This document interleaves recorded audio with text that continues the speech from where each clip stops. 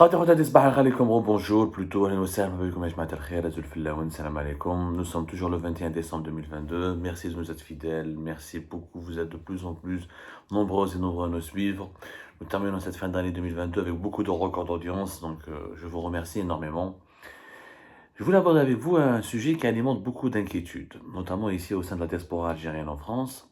Il s'agit du rapprochement politique entre les autorités algériennes et les autorités françaises. Il y a aujourd'hui la visite de Gérard Darmanin au début de cette semaine à Alger. Le vendredi dernier, on était quoi d'ailleurs? On était le vendredi dernier, il est parti avec son épouse à Alger pour une visite à la fois privée et professionnelle. Et au bout de laquelle, au bout de laquelle c'était le 16 et 17, le 16 et 17 et 18 décembre dernier à date, Gérard Darmanin, ministre de l'Intérieur français, était à Alger. Et ils ont annoncé, rappelez-vous, le rétablissement des relations consulaires, le retour à la normale des relations consulaires entre les deux pays, la fin de la crise des visas. Et on sent, depuis plusieurs mois, en tout cas depuis la visite de travail et d'amitié de Emmanuel Macron à Alger à la fin du mois d'août 2022, et cette fameuse réunion du 26 août 2022 entre les hauts responsables des services de renseignement algériens et militaires algériens avec les services de renseignement français en présence des présidents algériens et français Abdelmadjid Tebboune et Emmanuel Macron, on sent un rapprochement, une lune de miel. Une véritable lune de miel entre le régime algérien et la France, et ça suscite beaucoup d'inquiétudes, parce qu'on sent que les opposants algériens en France, ou les membres les activistes de la diaspora algérienne qui militaient depuis le début du Hirak en février 2019 contre le régime algérien, commencent à ressentir certaines pressions et un certain changement au niveau de l'attitude des autorités françaises à leur égard. La preuve, il devait y avoir un rassemblement aujourd'hui devant l'ambassade d'Algérie, c'est aujourd'hui le 21 décembre 2022, un rassemblement qui devait être organisé pour réclamer la libération de tous les détenus d'opinion politique et pour dénoncer les dernières condamnations de militants pacifiques du Hirak et qui ont été condamnés pour leur appartenance au mouvement pour l'autodétermination de la Kabylie, le MAK, le mouvement séparatiste. Mais en réalité, ces militants qui ont été condamnés sont, donc pour la plupart d'entre eux, des militants de la cause berbère, certes, et des militants du Hirak, et qui n'avaient aucune relation, en tout cas organique, directe, où là, certains sont des anciens militants du MAK, et ils ne sont pas forcément d'accord avec l'idée de l'indépendance de la Kabylie. Donc, ce rassemblement devait être organisé par l'ONG Riposte Internationale. Riposte Internationale, c'est une ONG qui a été créée par des militants algériens de la diaspora algérienne et établie en France. Elle active essentiellement à Paris, mais elle a organisé pas mal de rassemblements depuis le début du Hirak. Elle s'est fait remarquer par des rassemblements à Genève devant le Haut Commissariat des Nations Unies pour les droits de l'homme. Elle a organisé pas mal de journées d'études en France au niveau du Parlement français, au niveau du Sénat. Elle avait des activités avec des parlementaires européens. C'est une ONG très active, Riposte Internationale, très connue aussi. Et sur Algérie Par, nous en avons beaucoup parlé. Elle a un réseau de militants qui ne s'arrête pas de travailler, où leurs représentants et leurs porte-parole participent souvent sur France 24, où là, pour parler de la situation politique en Algérie. Riposte Internationale donc, a demandé l'autorisation à la préfecture de Paris pour organiser ce rassemblement devant l'ambassade d'Algérie. Ce n'est qu'un rassemblement de plus, parce que depuis 2019 jusqu'à aujourd'hui, il y a eu des dizaines de rassemblements devant l'ambassade d'Algérie à Paris, notamment des rassemblements pour des dénonciations des dérives politiques du régime algérien, mais aussi des rassemblements pour des questions ordinaires, par exemple, rappelez-vous, entre 2020 et 2021, il y a eu beaucoup de rassemblements pour réclamer l'ouverture des frontières aériennes et terrestres du pays, ou la maritime, alors que l'Algérie pratiquait à l'époque, les autorités algériennes, sous Abdelmadjid Tebboune, ont pratiqué une fermeture hermétique et radicale des frontières du pays, ce qui avait empêché des milliers de familles, des milliers d'Algériens de pouvoir retrouver leur pays natal. Bon, donc ça n'a rien d'extraordinaire d'organiser un rassemblement devant l'ambassade d'Alger. C'est ça que cette fois-ci, une fois n'est pas coutume, c'est rare. En tout cas, depuis 2019, nous n'avons pas vu une telle attitude des autorités françaises. La préfecture de Paris a interdit, elle a refusé à ce qu'on organise ce rassemblement aujourd'hui, le 21 décembre, devant l'ambassade d'Algérie à Paris, au cœur de Paris. Auparavant, il n'y avait pas de refus. Auparavant, la préfecture, elle disait, s'il vous plaît, pas dans cet emplacement, choisissez un autre emplacement. Ou la changer de périmètre d'organisation de votre rassemblement. Ou là, elle posait des questions sur les acteurs et les organisateurs. Mais la préfecture de Paris finissait toujours par dire oui.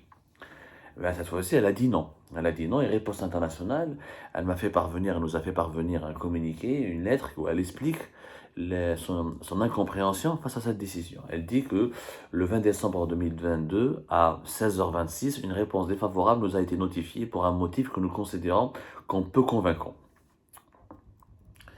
Elle explique bien que, en fait, elle parle de motifs peu convaincants par rapport au refus exprimé par la préfecture de Paris concernant le sit-in, le rassemblement qui devait avoir lieu devant l'ambassade d'Algérie à Paris.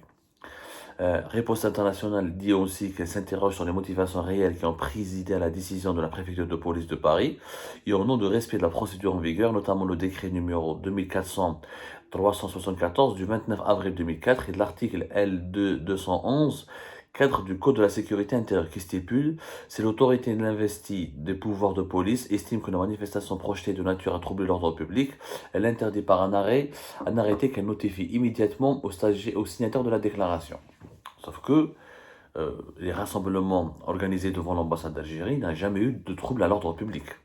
Il y avait du chahutage, il y avait des cris, il y avait peut-être des accrochages verbaux avec les employés ou les agents de sécurité de l'ambassade, mais la police française était déployée et elle encadrait toujours bien les rassemblements. On n'a jamais vu de troubles sérieux à l'ordre public. Il y avait plus de troubles à l'ordre public quand il y avait des queues interminables devant les agences d'Air Algérie en 2021 pour acheter des billets d'avion pour profiter des rares places et peu de vols sur les vols très rarissimes qui relient encore l'Algérie au reste du monde, notamment à la France, il y avait plus de troubles à l'ordre public devant l'agence Opéra Algérie, par exemple, que lors des rassemblements organisés par des militants politiques, des opposants contre le régime algérien devant l'ambassade d'Algérie à Paris. Donc effectivement, à juste titre, je comprends pourquoi Riposte Internationale, les organisateurs de ce rassemblement, ils essayent de comprendre pourquoi ça a été, on leur a dit non. En plus, Riposte Internationale dit que la notification de l'arrêté du refus de pouvoir organiser ce rassemblement, a été faite hors délai et en fin de journée ouvrable, dans le but de ne laisser aucune possibilité d'interjeter un recours gracieux auprès du tribunal administratif compétent. C'est-à-dire qu'on a répondu, on a donné la réponse, on a donné le nom à l'organisation de ce rassemblement de façon tardive, ce qui a empêché donc les organisateurs de ce rassemblement de saisir le tribunal administratif compétent pour lui demander d'intervenir et d'obliger la préfecture de police de Paris d'accepter le principe d'organiser un rassemblement ou là de valider ce rassemblement, d'autoriser ce rassemblement devant l'ambassade d'Algérie à Paris. Franchement, c'est une affaire troublante et Riposte Internationale, dans sa lettre, elle dit que toutes les manifestations initiées par la diaspora algérienne en France et ailleurs dans le monde n'ont généré aucun trouble à l'ordre public, je le confirme, d'où notre grand étonnement, voire notre interrogation sur le bien fondé de ce refus. Toutes ces manifestations organisées ont eu pour objectif de dénoncer pacifiquement le régime autoritaire algérien et ses complices dans le monde. Le pacifisme a été et demeure la devise du Hirak, de la diaspora algérienne et de Riposte Internationale. Alors, l'affaire ne va pas s'arrêter là, puisque les organisateurs de ce rassemblement interdit par la préfecture de police de Paris vont saisir les autorités judiciaires, vont demander des explications, et visiblement, il y aura une autre demande pour organiser ce rassemblement en faveur de la libération des détenus politiques algériens, notamment des militants berbérophones, la militants de la cause berbère, qui sont assimilés à tort à des militants du MAC. En plus, Ejma, souvent, au début, le refus il est étonnant, parce qu'au début, la préfecture de police de Paris, sans interdire, ils éloignaient, ils essayaient de tout faire pour que les rassemblements soient les plus loin possible de l'ambassade d'Algérie.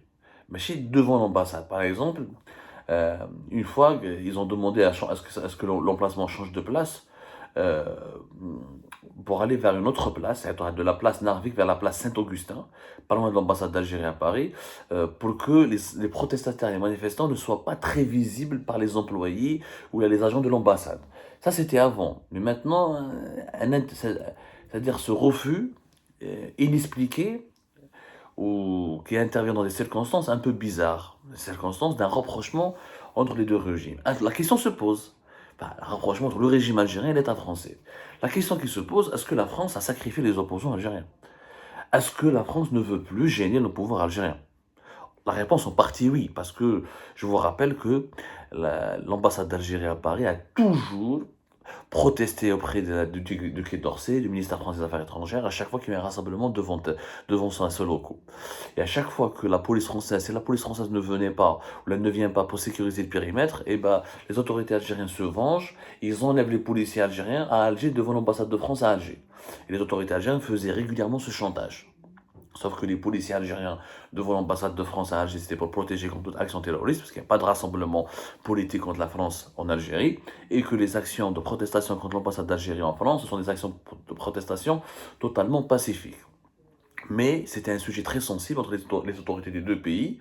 Et l'Algérie, le régime algérien, de 2021 jusqu'à aujourd'hui 2022, n'a jamais cessé de réclamer la tête des opposants algériens, n'a jamais cessé de faire pression sur les autorités françaises pour que les actions de protestation de la diaspora algérienne ne soient pas tolérées, ne soient pas autorisées, notamment devant les lieux symboliques du pouvoir algérien en France, qui sont notamment l'ambassade d'Algérie, qui est située au cœur de Paris, dans l'un des quartiers les plus chics. La question se pose effectivement. La France ne va pas expulser les réfugiés politiques, ne va pas leur livrer vos serviteurs Abdel Samar, on n'ira pas jusque-là. La France a refusé de livrer MLDZ, qui n'a même pas de statut de réfugié politique. La France ne va pas livrer des opposants, ou elle ne va pas mettre en prison des journalistes algériens ou des activistes algériens qui dénoncent le régime algérien. Mais elle est en train de faire des cadeaux au régime algérien en refusant par exemple l'organisation de certains rassemblements symboliques et qui parleraient de sujets qui est très gênants, notamment la question des détenus politiques, parce que le régime algérien ne reconnaît pas l'existence des détenus politiques, il ne veut pas la reconnaître. Donc, c'est des concessions qui sont faites effectivement par les autorités françaises au régime algérien. C'est inquiétant, oui, mais cela prouve que malheureusement, le régime algérien a eu tout le loisir et le pouvoir de draguer la France et de se réconcilier avec la France, parce qu'il a profité encore une fois, et ça nous l'avons dit mille fois sur Algérie Part, nous allons revenir là-dessus encore une fois prochainement. Il a profité des défaillances et des déficiences du Hirak, et notamment de ces acteurs qui ont adopté un discours très anti-français, très anti-Macron, très anti-décideurs français, et le Hirak et les opposants algériens n'ont jamais rassuré la France, n'ont jamais pu la convaincre, à l'exception de quelques organisations qui m'ont les postes internationales, ou de quelques intellectuels algériens qui ont voulu avoir un contact apaisé et apaisant et dresser des passerelles avec les autres, entre eux, la contestation populaire algérienne et les autorités françaises. La majorité, malheureusement, je le dis bien, la majorité des acteurs du Hirak ont été un discours anti-français qui fait peur. Qui fait peur en flirtant avec l'islamisme, avec le conservatisme religieux, en flirtant avec certaines idées archaïques qui faisaient énormément peur à la France. Ce qui a précipité le pouvoir français à négocier davantage et plus facilement avec le pouvoir algérien. Pour essayer, c'est normal que la France va miser beaucoup plus sur le pouvoir algérien parce qu'elle estime que peut-être que le pouvoir algérien est moins pire que l'opposition. Cette opposition qui peut être téléguidée par les islamistes, qui peut précipiter le pays dans le chaos et qui est anti-française. Au moins, le pouvoir algérien peut changer et peut atténuer ses sentiments anti-français. C'est un débat important qu'il faut lancer, qu'il faut relancer, on en a déjà parlé. Et l'interdiction de ce rassemblement qui était prévu le 21 décembre 2022 devant l'ambassade d'Algérie à Paris est une opportunité importante pour faire le bilan sur les relations entre les opposants algériens et les mouvements d'opposition, les mouvements contestataires, les activistes politiques et les autorités françaises.